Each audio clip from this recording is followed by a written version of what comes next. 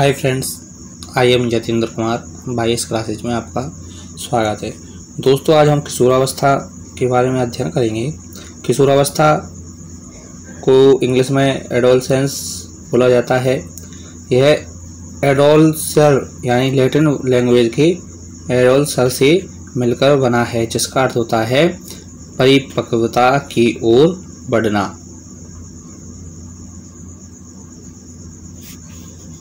To grow to maturity यानी कि maturity की ओर अग्रसर होना। सर्वप्रथम किशोरावस्था का क्रमबद्ध एवं वैज्ञानिक अध्ययन अमेरिका के मनोवैज्ञानिक स्टेनले हॉल ने 1904 में एडोलसेंस में किया था। यानी कि किशोरावस्था का जो विस्तृत अध्ययन और क्रमबद्ध अध्ययन जो किया था वो स्टेनले हॉल ने किया था और अपनी पुस्तक एडोलसेंस में इसको बारे में बताया है। किशोरावस्था से संबंधित विभिन्न कथन हैं। जर्सील्ड के अनुसार किशोरावस्था वह समय है जिसमें विचारशील व्यक्ति बाल्यावस्था से किशोरावस्था या परिपक्वता की ओर संक्रमण करता है। इन्होंने कहा है कि किशोरावस्था वह समय है जिसमें व्यक्ति बाल्यावस्था से किशोरावस्था की ओर संक्रमण करता है या आगे बढ़ता है।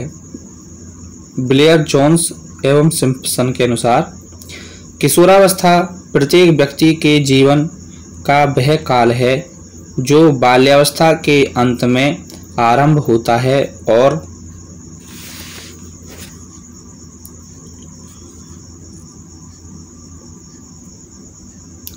प्रौढ़ावस्था के आरंभ में समाप्त होता है। स्टेनले हॉल ने 3 परिभाषाएं दी हैं। वो है किशोरावस्था बड़े संघर्ष, तनाव, तूफान, झंझावत, दबाव व विरोध की अवस्था है। इन्होंने कहा है कि किशोरावस्था बड़े संघर्ष, तनाव, तूफान, झंझावत, दबाव व विरोध की अवस्था है। इनका कहने का इन्होंने कहा है कि जो किशोरावस्था में जो परिवर्तन होते हैं वो अकस्मात होते हैं और अकस्मात परिवर्तनों के कारण बालक पुनः उनमें समायोजन करने शुरू करता है। किशोरावस्था में जो शारीरिक, मानसिक, सांवेगिक परिवर्तन होते हैं वे अकस्मात होते हैं। यानी उसमें किशोरावस्था में बालक में जो परिवर्तन होंगे वो अचानक से अकस्मात होते हैं। किशोरावस्था एक नया जन्म है क्योंकि इसमें उच्चतर व श्रेष्ठतर विशेषताएं प्रकट होती हैं।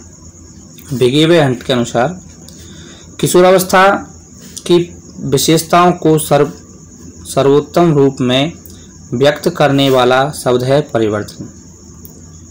परिवर्तन शारीरिक, सामाजिक, मानसिक व सांवेगिक होता है। बिगी व हंट ने कहा है कि किशोरावस्था की विशेषताओं का सर्वोत्तम रूप या कोई शब्द कह सकते हैं वह है परिवर्तन।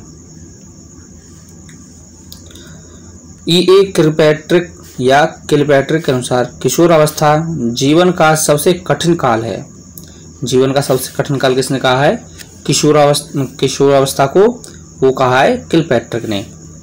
रॉस के अनुसार शिशु के समान किशोर को अपने वातावरण से समायोजन करने का कार्य फिर आरंभ करना पड़ता है। किशोर समाज सेवा के आदर्शों का निर्माण व पोषण करते हैं। कॉल्सनिक के अनुसार किशोर की मानसिक जिज्ञासा का विकास होता है। वह इन समस्याओं के संबंध में अपने विचारों का निर्माण भी करता है। किशोर प्रौढ़ों को अपने मार्ग में बाधा समझता है जो उसे अपनी स्वतंत्रता का लक्ष्य प्राप्त करने से रोकते हैं। गेट्स व अन्य के अनुसार लगभग 40% बालकों को एक या इससे अधिक बार का विषम लिंगीय अनुभव होता है।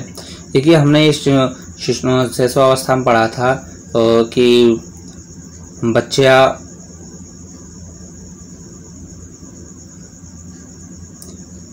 गुजी अवस्था में होता है, यानी कि वह उसमें जो काम प्रवृत्ति होती है उस बेहद तीव्र होती है और बाल्यावस्था में मंद होती है और किशोरावस्था में पुनः बेहद तीव्र हो जाती है।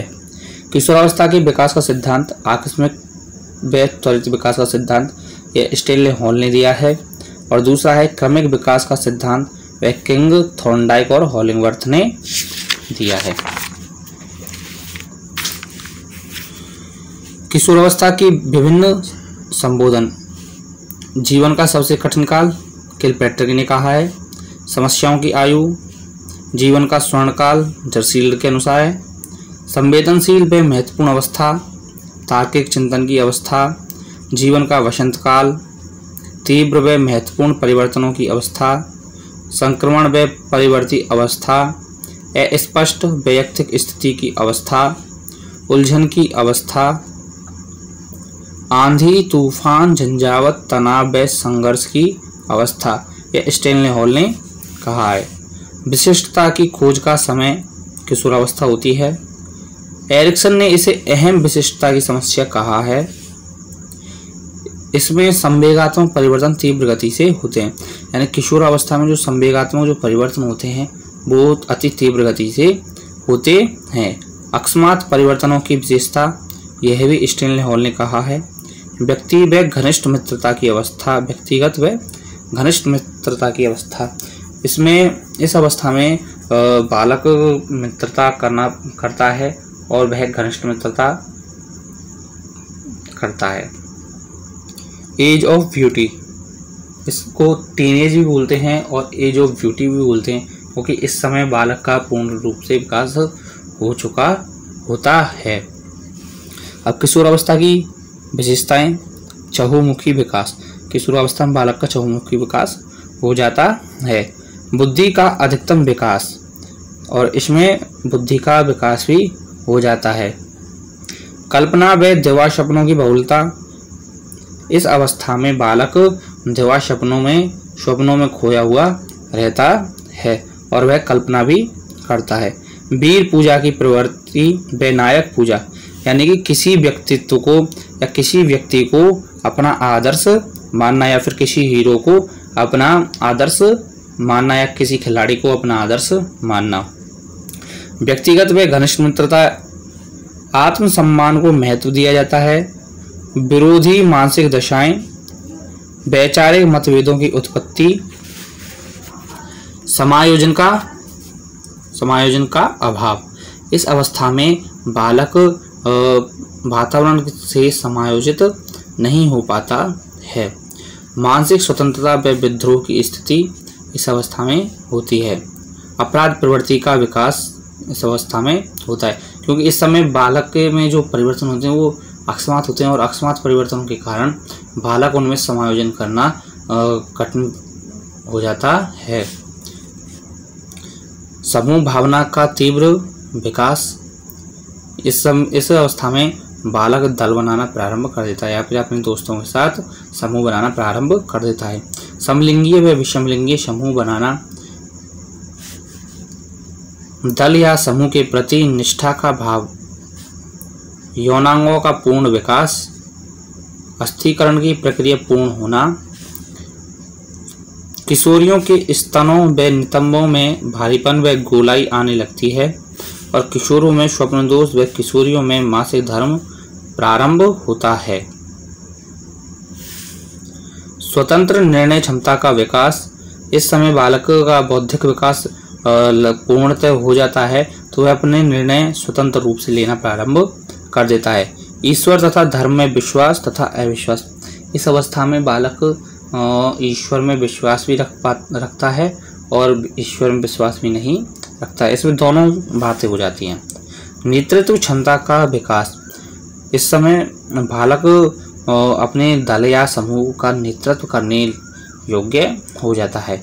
स्वतंत्र सोच का विकास, विचारों तथा संवेगों में परिपक्वता, संवेगात्मक परिवर्तन, तीव्र गति से मिलने या बिछुड़ने पर गहन संवेदना या दुख का प्रकटीकरण करना, यानी कि इस अवस्था में बालक का लगाव अपने ही साथियों से हो जाता है, तो वो कहीं ना कहीं किसी न किसी स्थान पर जाते हैं तो इनको आपस में बहुत दुख होता है और इनको संवेदना का प्रकटीकरण होने लग जाता है। आत्मचेतना की भावना का विकास अपनी परिस्थिति यानी कि स्टेटस की अभिलाषा करता है। आत्म प्रत्यय का विकास यानी अपने स्वयं के बारे में समझ विकसित करना। अमूर्त चिंतन की योग्यता। आत्मनिर्भरता बनाम निर्भरता। इस अवस्था में बालक निर्भर हो जाता है, आत्मनिर्भर हो जाता है। समस्यात्मक बालक यानी इस अवस्था में बालक में समस्याएं भी उत्पन्न होने लग जाती हैं। अध्ययन के प्रति गंभीर होना। विपरीत लिंग के प्रति आकर्षण की समस्या। काम प्रवृत्ति संबंधी समस्या। काम शक्ति की परिपक्वता। समाज में अपनी पहचान बनाने की समस्या। इस अवस्था में बालक समाज में अपनी पहचान बनाने का कार्य करता है। काम प्रवृत्ति संबंधी साहित्य पढ़ने में रुचि।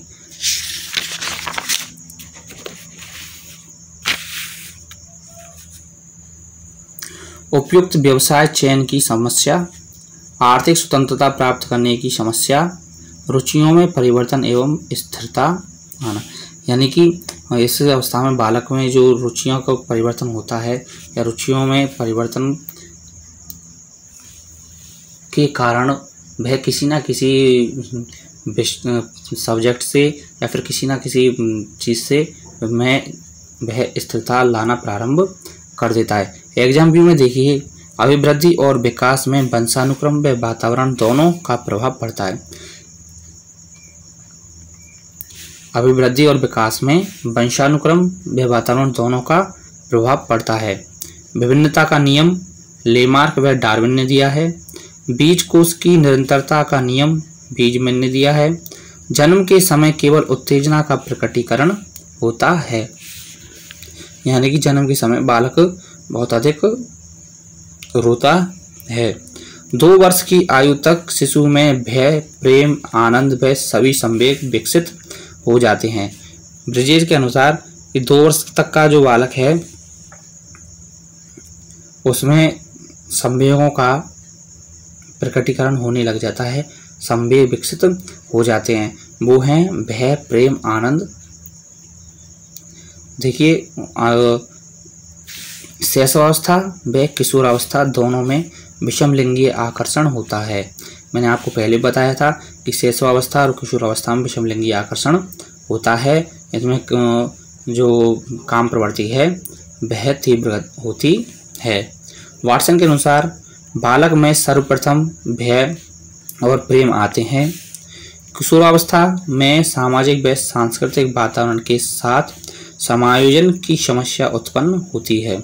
किशोरावस्था में वातावरण और सामाजिक व सांस्कृतिक वातावरण के प्रति कौन से सामाजिक व सांस्कृतिक वातावरण के साथ समायोजन की समस्या उत्पन्न हो जाती है। किशोरों में संवेगों का तीव्र प्रकटीकरण होता है।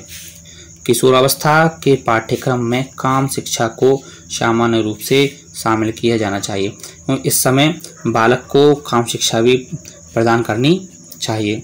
काम शिक्षा देने वाले अध्यापक के गुण संवेगात्मक रूप से परिपक्व। इस जो काम शिक्षा देने वाले अध्यापक है वह संवेगात्मक रूप से परिपक्व होना चाहिए। सुखी व संतोषप्रद वैवाहिक जीवन, उसका सुखी और संतोषप्रद वैवाहिक जीवन होना चाहिए, तभी वह काम शिक्षा देने में सक्षम होता है। उच्च नैतिक चरित्र, यौनांगों का पूर्ण ज्ञान, और उस अध्यापक को यौनांगों का बारे में पूर्ण ज्ञान होना आवश्यक होता है। किशोरों को आर्थिक स्वावलंबन की शिक्षा देनी चाहिए। किशोरों में विकास के लिए पाठ्य सहगामी क्रिया आयोजित करनी चाहिए, जैसे पर्यटन है, वाद विवाद है, शैक्षिक भ्रमण है, पर्वतारोहण या साहित्यिक गोष्ठी आदि की शिक्षा देनी चाहिए। किशोरों के विकास के लिए आवश्यक है कि उन्हें नेतृत्व गुणों तथा आत्माभिव्यक्ति के अवसर प्रदान किए जाने चाहिए। इन किशोरों को अवसर देने चाहिए कि वह नेतृत्व कर सके, वह आत्माभिव्यक्ति यानी अपने विचारों को सामने रख सके। किशोरों के संवेगों को नियंत्रित करने के लिए उनका मार्गांतरीकरण करना चाहिए। यानी कि किशोर अगर कोई गलत रास्ते पर चल रहा है तो उसको सही रास्ते पर लाने के लिए उसका मार्गांतरीकरण यानी उसके रास्ते को बदलना चाहिए। भय व्यक्ति को अनुपयोगी व समाज विरोधी कार्य करने से रोकता है। भय जो होता है वह अपराध करने से और समाज विरोधी कार्य करने से बालक को रोकता है। किशोरावस्था में काल्पनिक परिस्थिति से उत्पन्न भय के कारण संवेग की वृद्धि हो जाती है। यानी कि काल्पनिक परिस्थिति से उत्पन्न भय के कारण उसमें संवेगों की वृद्धि हो जाती है। किशोरावस्था में किशोरों को व्यक्तिगत निर्देशन देना चाहिए। यदि कोई बालक अलग गलत दिशा पर चल रहा है तो उसको जो निर्देशन देना चाहिए, जो उसको समझाना चाहिए, वो व्यक्तिगत रूप से समझाना चाहिए, वह दल या समूह में उसको समझाना नहीं चाहिए। मानसिक विकास की गति शैशवावस्था में सर्वाधिक होती है। मानसिक विकास की जो गति होती है शैशवावस्था में सर्वाधिक होती है।